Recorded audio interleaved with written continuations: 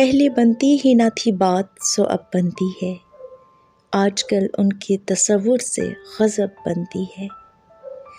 चलें चल के कहीं ढूंढें कोई उजड़ी हुई रात, अपने इन चांद सितारों से तो कब बनती है। नफ्स जब रूह पे हावी तो फिर वहशत में तशनगी देखिए गुर्बत का सबब बनती है। सुरमई शाम में सूरज का लहू मिल जाए तब कहीं जाके मेरी जान ये शब बनती है।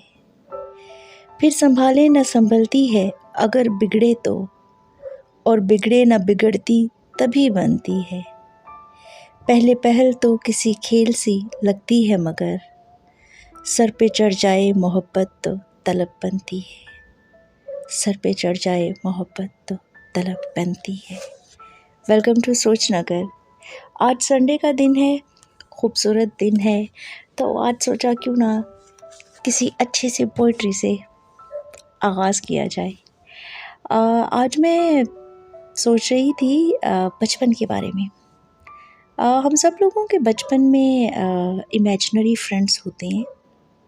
बच्चों के बहुत इमेजिनरी फ्रेंड्स होती हैं, और अगर बच्चे कभी ख़ुद से खेल रहे हों या किसी को इमेजिन करके खेल रहे हों तो हम सोचते हैं कि इनके इमेजिनरी फ्रेंड्स हैं।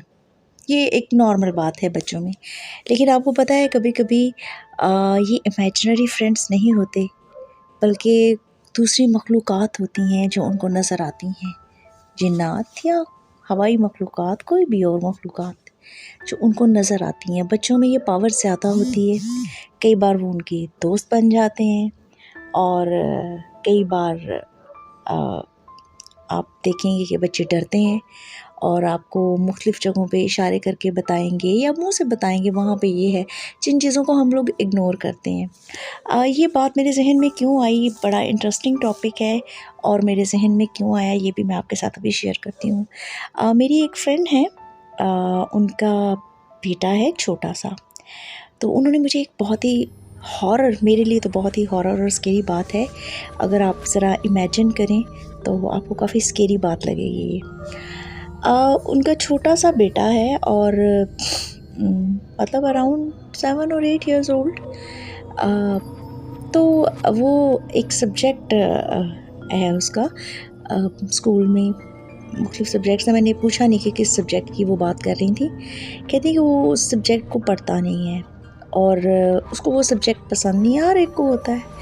तो कहती मैं उसको पढ़ाने की कोशिश कर रही थी, वो पढ़ नहीं रहा था। तो मैंने कहा कि उसने ज़रा सख्ती की उस पर। उसने कहा कि भाई फ़ौरन आओ, मुझे पढ़ो और सुनाओ। अब वो पढ़ नहीं रहा था, उसने बिल्कुल नहीं पढ़ा। कहती मैं भी नोटिस कर रही थी, और उसकी 2 बड़ी बेटियां हैं, वो भी नोटिस कर रही थी कि उसने एक लफ्ज़ भी नहीं पढ़ा।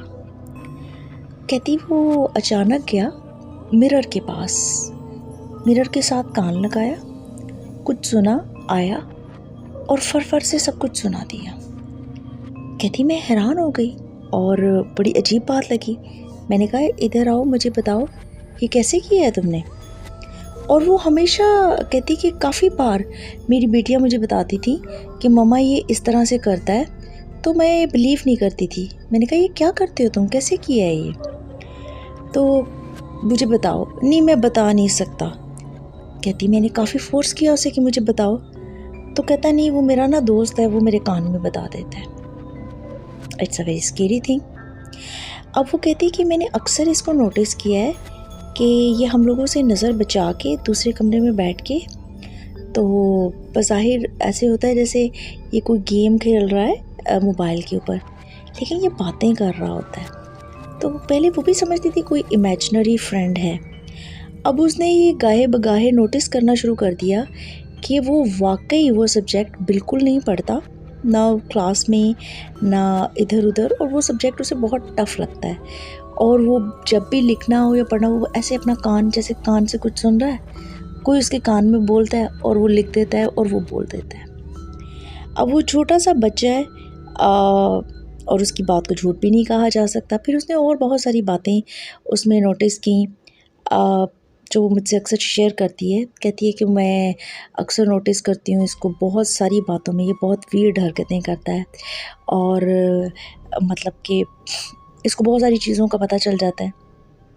और जब पूछो कि मतलब कोई चीज़, जैसे कि वो कहती है कि मैं इसको ज़्यादा स्वीट्स देना नहीं चाहती, तो मैंने अगर कहीं किसी ख़ास जगह पे चॉकलेट्स वगैरह छुपाई हो तो मुझे कहता है मम्मा मुझे पता है आपने फ़लाँ जगह पे छुपाई है। तो कहती है वो जगह ऐसी होती है, मतलब ऐसी बात होती है जिसका उसको बिल्कुल पता नहीं हो सकता। तो मैं पूछूँ तो कहते हैं मेरा दोस्त है ना, वो मुझे बता देता है। तो ये इमेजिनरी फ्रेंड से बढ़ के ज़रा बात मतलब चली गई है। अब ज़्यादा उसको स्ट्रेंज बात और परेशानी की बात इसलिए लगती है कि वो रातों को भी उठ के, तो कहती मैं रात को 2 ढाई 3 बजे का वक़्त था, तो अचानक मैं उठी पानी पीने के लिए, तो मैं क्या देखती हूँ कि मेरी बाईं तरफ ये बैठा हुआ है, बैक पे कुशन लगा के आराम से रिलैक्स होके बैठा हुआ है और बड़े गौर से बातें कर रहा है आहिस्ता-आहिस्ता, जैसे सरगोशियाँ करती हूँ। तो कहती मैंने कहा ये क्या कर रहे हो तुम? क्या कर रहे हो? तो कहती घबरा गया और कहता कि मैंने ज़्यादा पूछा, तो कहता मैं नहीं बता सकता, मुझे मेरे दोस्त ने मना किया है, मैं अपने दोस्त से बात कर रहा हूँ। तो उसने उसको डॉक्टर को भी चेक करवाया, लेकिन ही इज़ वेरी नॉर्मल।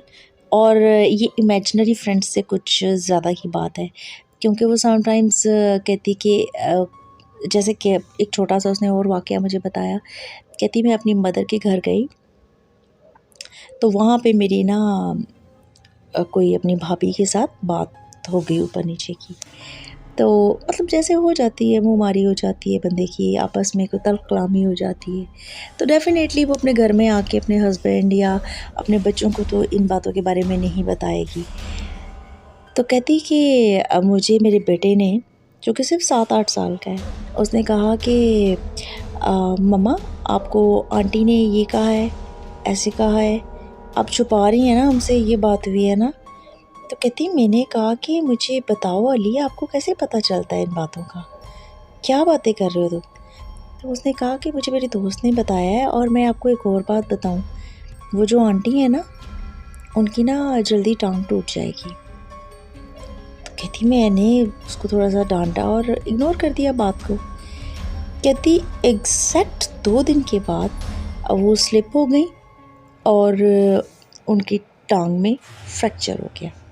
इसके अलावा वो बहुत सारी ऐसी बातें करता है जो मतलब जिसकी वजह से उसकी मदर बहुत परेशान है और डर भी जाती है, मतलब आने वाले फ्यूचर के मुताबिक। और वो एक ही बात कहता है कि मेरा फ्रेंड है ना, वो मुझे बताता है। अच्छा, अब यहाँ पे क्वेश्चन ये आता है कि क्या जिन्नात के पास या किसी भी ऐसी मखलूक के पास ऐसी एबिलिटी होती है कि वो फ्यूचर देख सकती हैं, मतलब फ्यूचर के बारे में बता सकती हैं? मेरा ख़्याल है शायद कुछ के पास ये पावर होती हो, मे बी। इंसानों के पास तो ख़ैर सिक्स सेंस होता है। अब ये सिक्स सेंस से ज़रा आगे की बात लग रही है मुझे।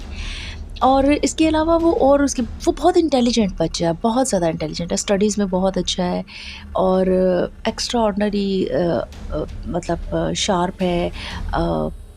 शार्प इन द सेंस कि आप कह लें कि गेम्स में बहुत अच्छा है, आउटडोर गेम्स में बहुत अच्छा है। और लेकिन वो अकेला रहना पसंद करता है, काफ़ी टाइम अकेला बैठता है।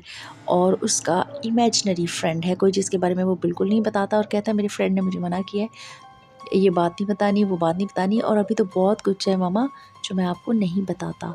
तो ये इमेजिनरी फ्रेंड से कुछ आगे की बात है।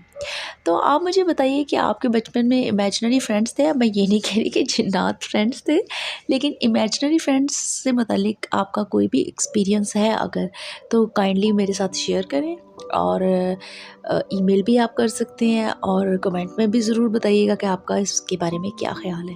वैसे मेरे इमेजिनरी फ्रेंड्स थे और मुख्तलिफ़ किस्म के इमेजिनरी फ्रेंड्स थे, और अब मुझे लगता है कि शायद मे बी वो भी इमेजिनरी फ्रेंड्स से ज़रा ऊपर की बात हो। और लेकिन मेरे इमेजिनरी फ्रेंड्स थे। आप मुझे बताइए कि इमेजिनरी फ्रेंड्स के बारे में आपका क्या कहना है? इसके अलावा मैंने और बहुत सारी जगहों पे पढ़ा भी है, देखा भी है, लोगों से सुना भी है।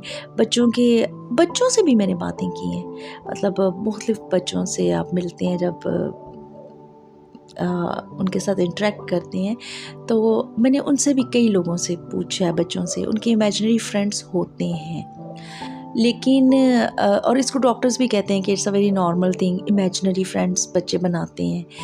कुछ लोग कार्टून कैरेक्टर्स को फ्रेंड बना लेते हैं, कुछ किसी को। वैसे एक सीक्रेट बताऊँ आपको, एक टाइम में चक्की भी मेरा ना इमेजिनरी फ्रेंड रहा है। काफ़ी फ़नी बात है, लेकिन चक्की मेरा इमेजिनरी फ्रेंड रहा है। इसके अलावा और बहुत सारे इमेजिनरी फ्रेंड्स थे, उसके बारे में मैं फिर आपको कभी बताऊंगी। तो इमेजिनरी फ्रेंड्स से मुतालिक ये मुझे एक, क्योंकि ये मेरी दोस्त है, बहुत करीबी बचपन की फ्रेंड है लगा लें, तो उन्होंने मुझे जब बताया, मुझसे थोड़ी बड़ी है लेकिन हम बहुत अच्छी क्लोज़ फ्रेंड्स हैं और वो मुझसे कोई बात गलत नहीं कर सकती। तो उन्होंने मुझे जब ये बात बताई, बल्कि वो बड़ी परेशान थी, तो उन्होंने मुझसे ये डिस्कस किया कि मेरे बेटे के, तो मैंने कहा अगर आपको कोई नुकसान नहीं है तो ओवर थिंकिंग करने की ज़रूरत नहीं है, and let him do whatever he wants. उसको उसके साथ फ्रेंड के साथ टाइम स्पेंड करने थे, और वैसे भी इंसानों से तो मेरा ख़्याल है जिन्नात की दोस्ती बेहतर ही होगी, और जिन्नात से दोस्ती करने का तो मुझे बहुत, वैसे एक मेरी फ्रेंड है, बड़ी इंटरेस्टिंग बात है ये भी। वो एक बार मुझे बताने लगी कि मैं भाई रात को ना मैं ऑब्ज़र्व करती थी, रोज़ 1-1:30 बजे ना वो गायब हो जाती थी। तो मैंने उसको फ़ोन किया, मैंने कहा मेरी बात सुनो, तुम ये रात को 1-1:30 बजे कहाँ गायब होती हो? मतलब फ़ोन शोन बंद, ये वो, सोशल नेटवर्किंग पे भी गायब, क्या मसला है? तो मुझे कहती है मैं ना दरअसल ना कोई पढ़ाई कर रही हूँ। मैंने कहा किस सिलसिले में?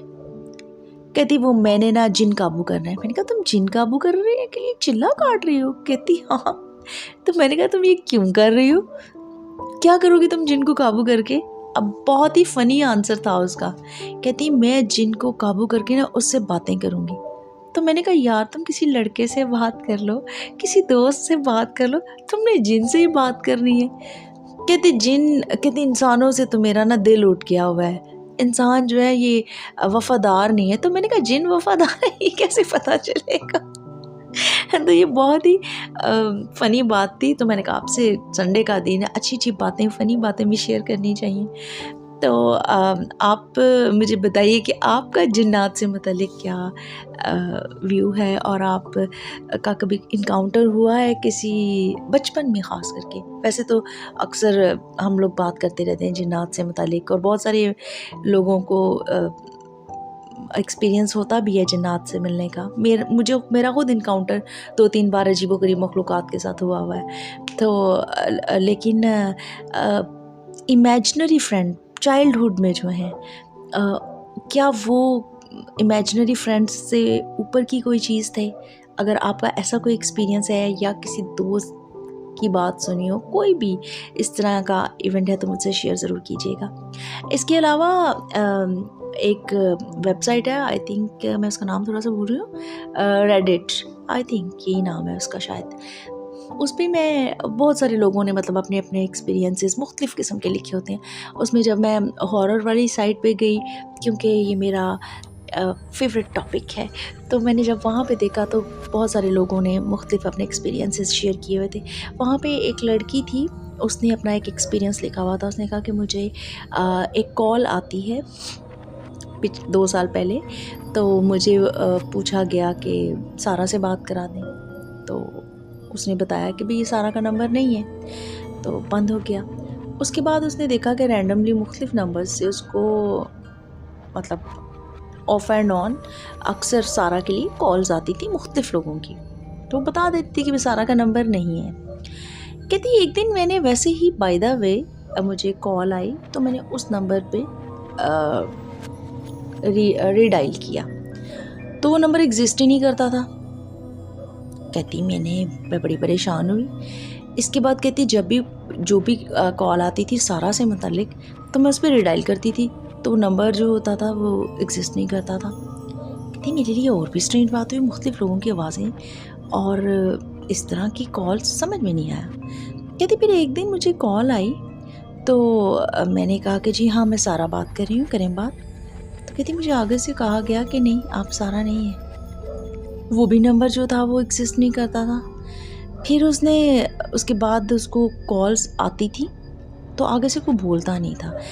तो उसने कहा कि अपैरेंटली बहुत नॉर्मल सी बात लगती है, लेकिन मैं आपको बता नहीं सकती कि मुझे बड़ी अजीब सी वाइब्स आती थी, मुझे कुछ खौफ महसूस होता था और मुझे लगता नहीं था कि ये कोई इंसान इस तरह की हरकत कर रहा है। मुझे कुछ बहुत ही अनयूजुअल लगता था और उसकी ये गट फीलिंग थी और उसको ये फ़ील होता था कि शायद ये कोई मतलब सुपर नेचुरल कह लें या कोई इस तरह का उसको ना सीन लगता था। अच्छा, ये एक साइकोलॉजिकल बात भी हो सकती है। मैं इस कैफ़ियत से गुज़र चुकी हूँ, लेकिन मुझे ख़ैर ये तो नहीं लगता था कि सुपर नेचुरल बात है। मुझे I was almost a kid. ज़ाहिर बात है, आप जब 15-16 साल के होते हैं तो आप बच्चे ही होते हैं उस वक़्त, मेरा यही मानना है। तो I was just a kid, तो मुझे बहुत ज़्यादा फ़ोन करवा के तंग किया जाता था। सैड थिंग इज़ कि ये जो मुझे डिस्टर्ब करवाते थे या आप कह लें कि हरास करवाते थे, ये मेरे अपने लोग थे, मेरे अपने करीबी रिलेटिव्स। बल्कि रिलेटिव्स भी कहना शर्म की बात होगी। मेरे अपने सिबलिंग्स आप कह लें, मेरी सिस्टर और मेरे भाई कह लें, जो भी कह लें। अच्छा, और ये वो सिबलिंग्स हैं जो मुझसे 25-25 साल बड़े हैं। तो ये लोग मुझे मुख्तलिफ़ लोगों से कॉल्स करवा के तो परेशान करते थे।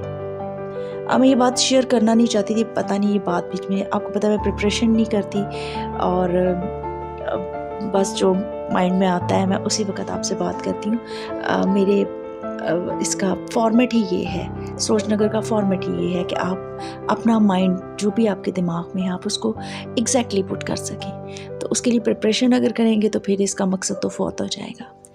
तो मुझे थ्रेट करवा, ये तो मुझे बाद में पता चला कि जी मुझे ये लोग थे इस सारे मैटर के पीछे। उसकी वजूहात भी मुझे पता है, लेकिन मैं आपको उस चीज़ का ख़ुद पे असर बता रही हूँ। मुझे मतलब कॉल्स की जाती थी, मुख्तलिफ़ लोग कॉल्स कर रहे हैं, मैं नंबर चेंज कर कर के परेशान हो रही हूँ। मैं हैरान हूँ कि या अल्लाह, मेरा नंबर इन कैसे लोगों तक चला जाता है। और मुझे बहुत थ्रेट किया जाता था, मतलब आपको अगर कोई कॉल कर रहे हैं मुख्तलिफ़ बंदे और आपको feeling of unknown, fear of unknown बल्कि कह सकते हैं आप, कि फ़ियर ऑफ अननोन की जो फीलिंग है वो आपको बहुत डिस्टर्ब करती है। आई स्टिल रिमेंबर कि मैं इस्लामाबाद जा रही थी। जैसे ही मेरी फ़्लाइट वहाँ पे उतरी और जैसे ही मतलब मैं एयरपोर्ट से अभी निकल के गाड़ी में बैठी भी नहीं, तो मुझे एक कॉल आती है डिफरेंट नंबर से, सबसे ज़्यादा वारिद के नंबर थे उसमें। तो मैं कॉल अटेंड करती हूँ तो मुझे मतलब मैं देख के तंग करने वाले लोगों मैं फ़ोन बंद कर देती हूँ। मुझे अचानक एक मैसेज आता है उसी वक़्त में, तुम कहाँ हो? उस एक मैसेज का जो मुझ पे असर था ना, मतलब नफ्सियाती तौर पे, वो मैं आपको आज भी एक्सप्लेन नहीं कर सकती। मतलब कि मुझे ये फीलिंग थी कि कोई मुझे इतना ज़्यादा तंग कर रहा है, कोई मुझे इतना ज़्यादा फॉलो कर रहा है, इतनी कॉल्स, मुझे बहुत इस चीज़ ने डिस्टर्ब किया था।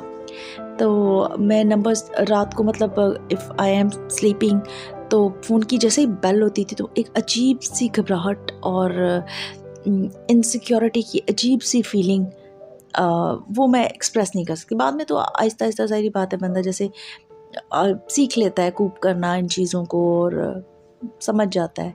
और आपको मैं एक बात बताऊं, मैं नॉर्मल इंसान नहीं हूं, मैं आम लोगों से ज़्यादा बोल्ड हूं।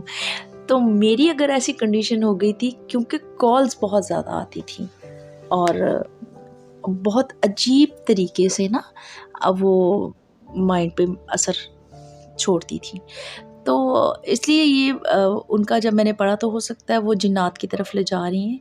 तो ये कोई इसी तरह का रैंडम सिलसिला हो जो उनको डिस्टर्ब करने की कोशिश कर रहा हो। लेकिन ये है कि इस तरह की चीज़ों का दिमाग पे बहरहाल बुरा असर पड़ता है। तो ये मेरा एक तल्ख़ सा तजुर्बा था, मैंने कहा आप लोगों से शेयर करूं। लेकिन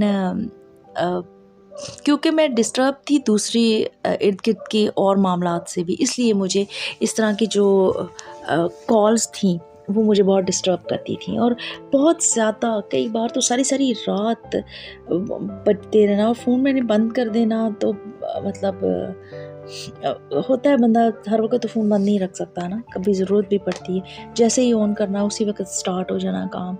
तो मुझे बहुत ज़्यादा इस तरह से मेंटली टॉर्चर करने की कोशिश की गई थी। लेकिन आपको मज़े की बात बताऊँ, 5-10 दिन से ज़्यादा मैं मेंटली टॉर्चर हुई नहीं थी इस चीज़ से। तो कहने का मतलब ये है कि अगर आपको कभी ज़िंदगी में इस तरह का कोई मसला पेश आए तो घबराने की ज़रूरत नहीं है, बोल्डली फेस कीजिएगा। टाइम बहुत हो गया, फिर मिलेंगे आपसे। लव यू ऑल, अपना बहुत ख़्याल रखिएगा।